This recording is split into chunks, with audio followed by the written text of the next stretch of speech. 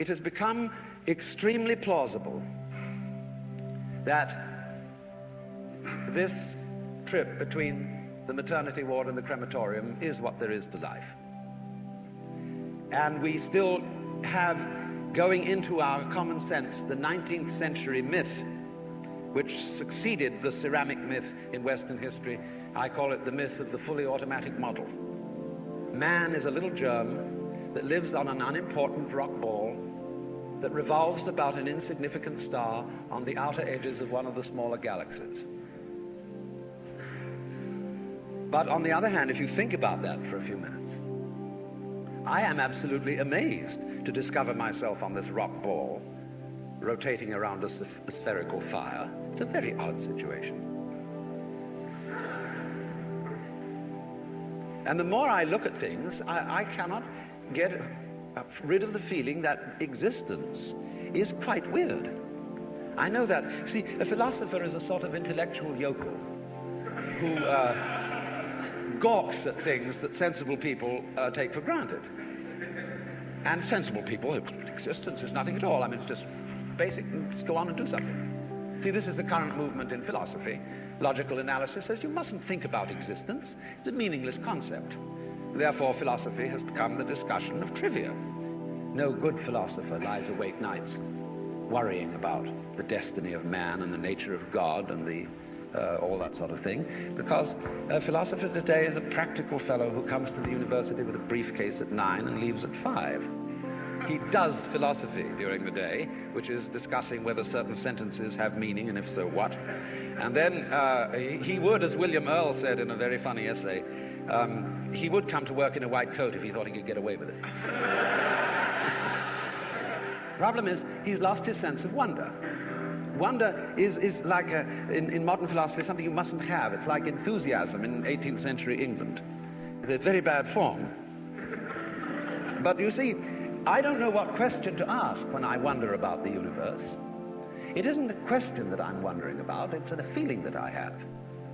Because I cannot formulate the question that is my wonder. The moment my mouth opens to utter it, I suddenly find I'm talking nonsense. But that should not prevent wonder from being the foundation of philosophy. So, there is obviously a place in life for a religious attitude in the sense of awe, astonishment at existence.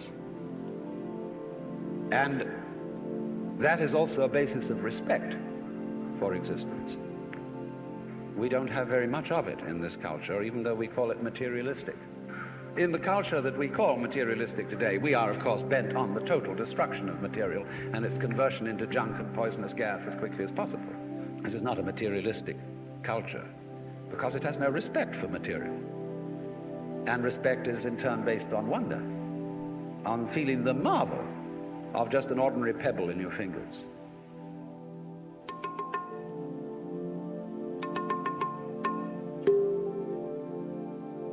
Look,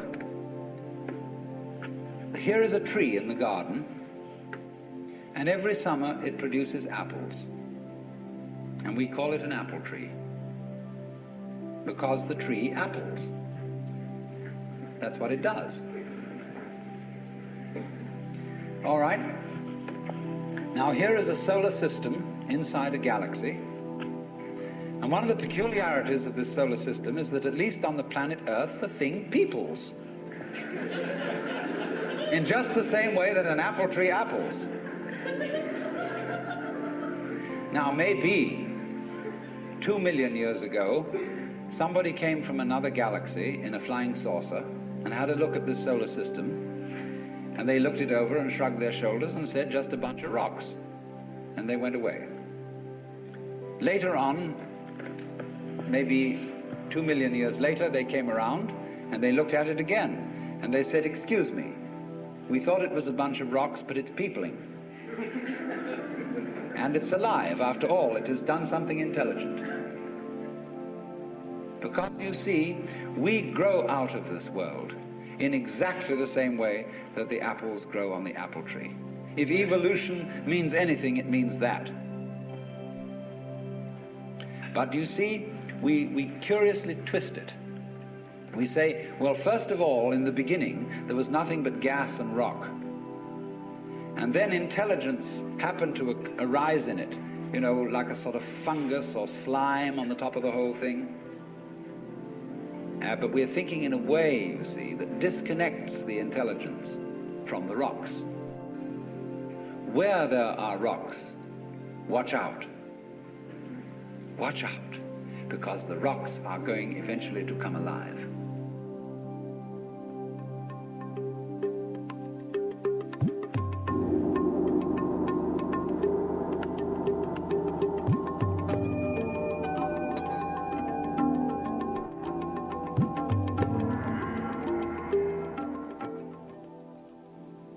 Theology has not, as a matter of fact, had a very distinguished record in promoting the study of other than the Christian religion.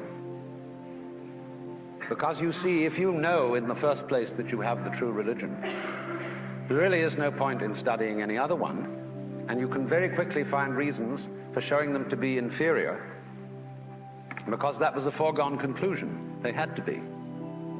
Because if, for example, you get into discussions as to whether Buddha was a more profound and spiritual character than Jesus Christ,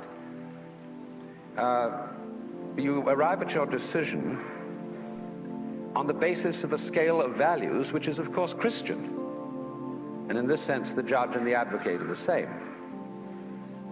Now, as you know, I'm not being very fair and very kind to modern theology. But there is this strange persistence of insisting that our group is the best group.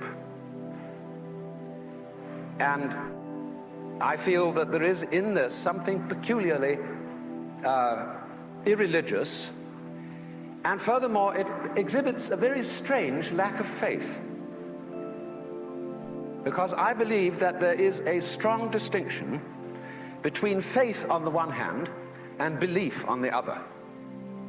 That belief is, as a matter of fact, quite contrary to faith. Because belief is really wishing. It's from the Anglo-Saxon root leaf, to wish. And belief, stated, say, in the creed, is a fervent hope that the universe will turn out to be thus and so. And in this sense, therefore, belief precludes the possibility of faith, because faith is openness to truth, to reality, whatever it may turn out to be. I want to know the truth. That is the attitude of faith. And therefore, to use ideas about the universe and about God as something to hang on to, in the spirit of Rock of Ages cleft for me, and there's something very rigid about a rock.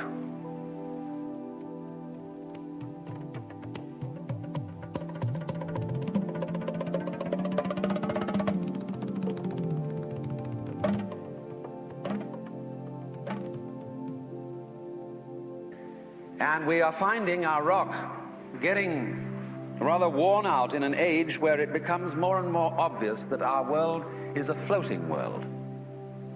It's a world floating in space where all positions are relative and any point may be regarded as the center. A world which doesn't float on anything, and therefore the religious attitude appropriate to our time is not one of clinging to rocks, but of learning to swim. And you know that if you get in the water and you've nothing to hold on to, and you try to behave as you would on dry land, you will drown. But if, on the other hand, you trust yourself to the water and let go, you will float. And this is exactly the situation of faith.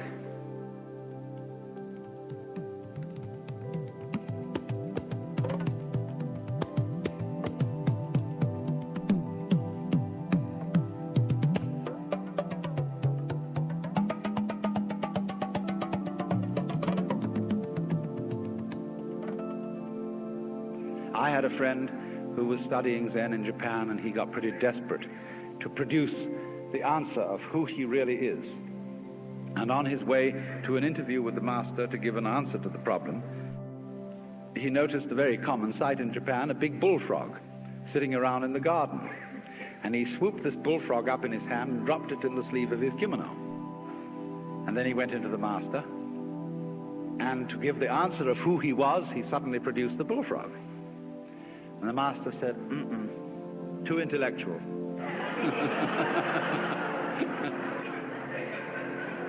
In other words, this answer is too contrived. It's too much like Zen. You've been reading too many books. It's not the genuine thing. And so the method of teaching used by these great Eastern teachers is to make fools persist in their folly, but very rigorously and very consistently and very hard.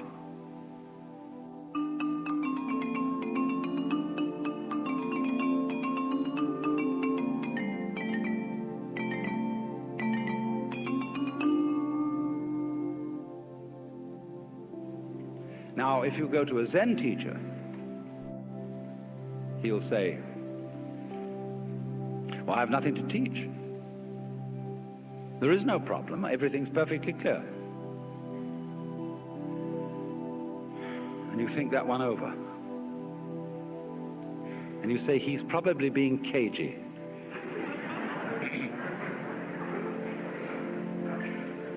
But the teacher says, quite honestly, I haven't anything to tell you. I don't teach anything. I have no doctrine. As I said to you in the beginning of this talk, I have nothing whatsoever to sell you.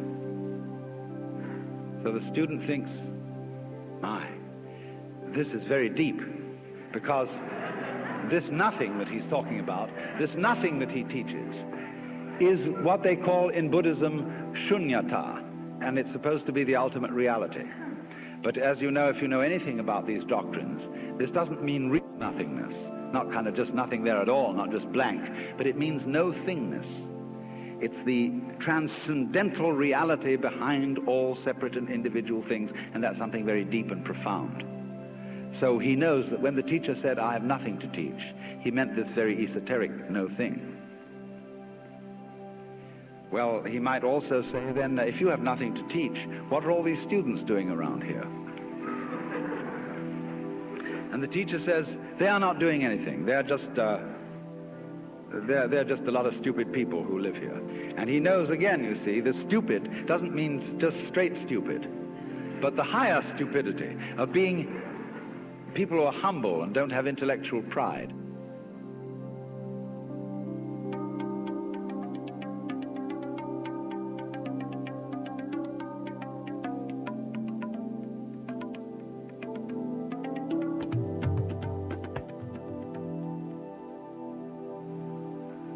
The Christian proverb is that man's extremity is God's opportunity. And so people, in other words, have to get desperate. Imagine the idea that the moment you were born, you were kicked off the edge of a precipice and you were falling. As you fell, a great lump of rock came with you and is traveling alongside you. And you're clinging to it for dear life and thinking, gee, I've got to hold on to this, you see? Well, it doesn't do a thing for you. And it's only making you anxious. And it's only when you understand that it doesn't do a thing for you that you let go and relax. So everybody's in this situation. We're all completely insecure. We're all headed straight for death as if we had been condemned by a judge. And yet here we are all clinging on to things. And we have all sorts of alibis for doing this. We say, well, I have responsibilities for my dependents and I've got to cling on. But all you're doing is you're teaching your dependents to cling the same way as you are. And making them miserable by learning to go on surviving compulsively. So the thing is, same way, if you're caught in a torrent and you try to get out of it by swimming against it, you'll just wear yourself out and you're still carried along with it. So the sensible thing to do is to turn around and swim with it. And if you want to get out of it, swim towards the edge. But go with it. Same way when you're sailing. Always keep the wind in your sails. If you want to go against the wind, tack. But use the wind.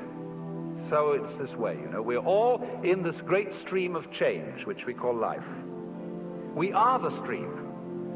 If you imagine you're separate from it and you're being carried along by it as if you were a cork, that's a delusion. You're a wave of the stream itself. So get with it.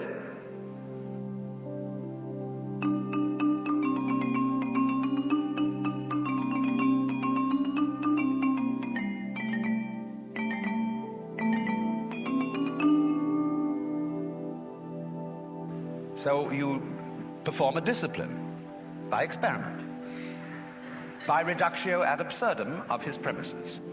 And so in the same way, the guru, whether Hindu or Buddhist, performs a reductio ad absurdum on the premise of the skin-encapsulated ego.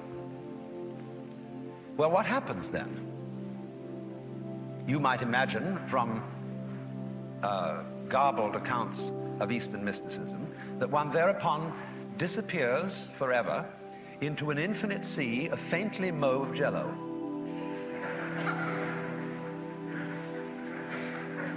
And become so lost to the world and entranced that you forget your name, address, telephone number, and function in life. And nothing of the kind happens. The state of mystical illumination, although it may in its sudden onset be accompanied by a sensation of tremendous luminescence and transparency, as you get used to it, it's just like everyday life. Here are the things that you formerly thought were separate individuals, and here is you, who you formerly thought was merely confronting these other people. When the great Dr. D.T. Suzuki was asked, what is it like to be enlightened? He said, it's just like ordinary everyday experience, except about 2 inches off the ground. Because what is altered is not the way your senses perceive. What is altered is what you think about it. Your definitions of what you see, your evaluation of it. So when you don't cling to it, when you have no longer a hostile attitude to the world because you know the world is you, it is. I mean, let's take it from the point of view of biology. If I describe the behavior of a living organism, I cannot possibly describe that behavior without simultaneously describing the behavior of the environment. So that I discover that I don't describe organisms in environments, I describe a unified field of behavior called an organism environment. It's an awkward word. But there it is. The environment doesn't push the organism around. The organism doesn't push the environment around. They are two aspects or poles of the same process.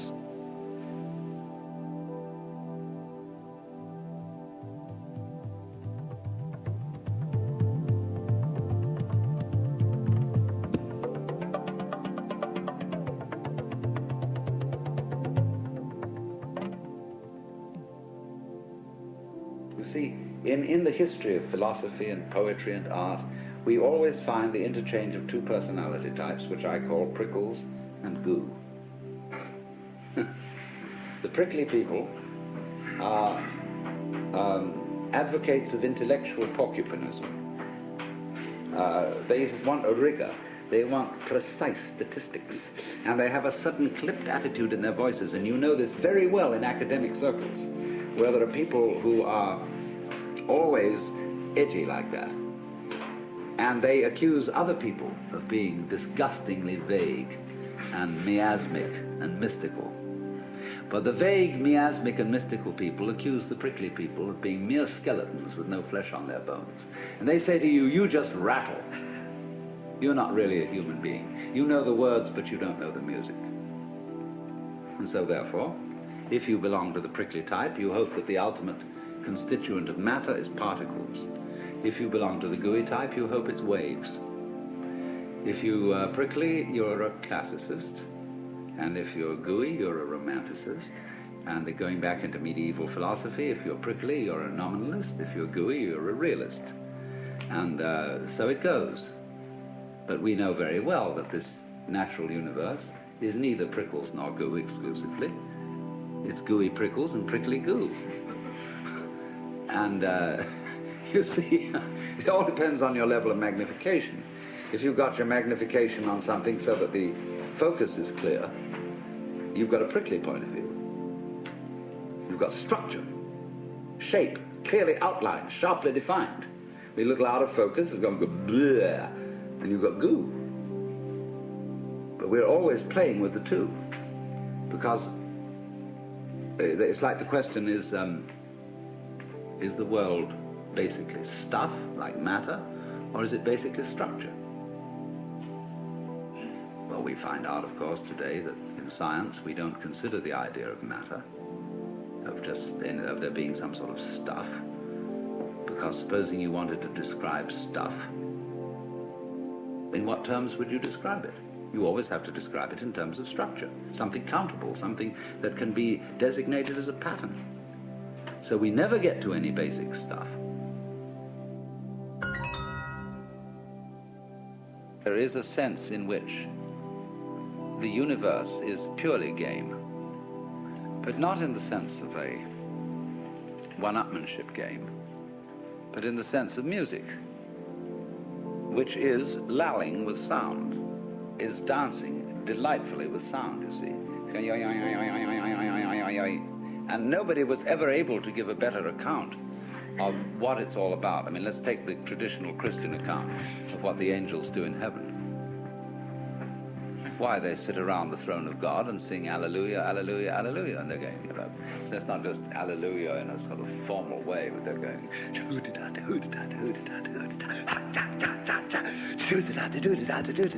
no, they're really swinging. And by the time you know where they are, the swinging has reached such fantastic proportions.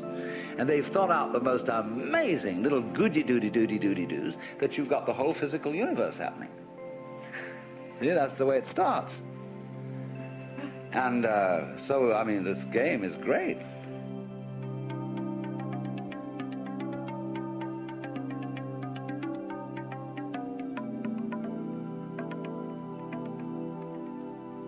In music, though, one doesn't make the end of a composition the point of the composition. If that was so, the best conductors would be those who played fastest. And there would be composers who wrote only finales. People go to a concert just to hear one crashing chord, because that's the end. Same way in dancing. You don't aim at a particular spot in the room. That's where you should arrive. The whole point of the dancing is the dance. Now, but we don't see that as something brought by our education into our everyday conduct. We've got a system of schooling which gives a completely different impression. It's all graded. And what we do is we put the child into the corridor of this grade system with a kind of, come on, kitty, kitty, kitty. And now you go to kindergarten, you know, and that's a great thing, because when you finish that, you'll get into first grade.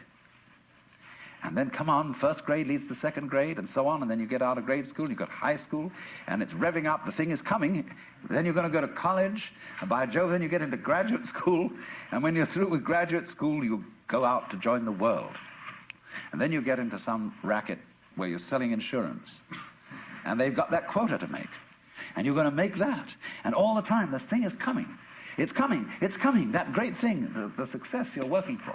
Then when you wake up one day about 40 years old, you say, my God, I've arrived. I'm there. And you don't feel very different from what you always felt. And there's a slight letdown because you feel there's a hoax. And there was a hoax, a dreadful hoax. They made you miss everything. We thought of life by analogy with a journey, with a pilgrimage, which had a serious purpose at the end, and the thing was to get to that end, success or whatever it is, or maybe heaven after you're dead. But we missed the point the whole way along. It was a musical thing, and you were supposed to sing or to dance while the music was being played.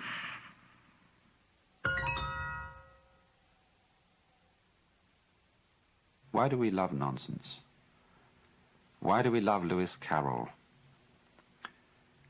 with his "'Twas brillig and the slithy toves did gyre and gimble in the wave, all mimsy were the borogroves and the mumraths outgrabe"? Why is it that all those old English songs are full of "Fal-de-riddle Ido" and "Hey nonny nonny" and all those babbling choruses? Why is it that when we get hep with jazz, we just go booty booty boopty boo and so on and enjoy ourselves swinging it? It is this participation in the essential, glorious nonsense that is at the heart of the world, that isn't going anywhere, that is a dance. But it seems that only in moments of unusual insight and illumination that we get the point of this and find that thus the true meaning of life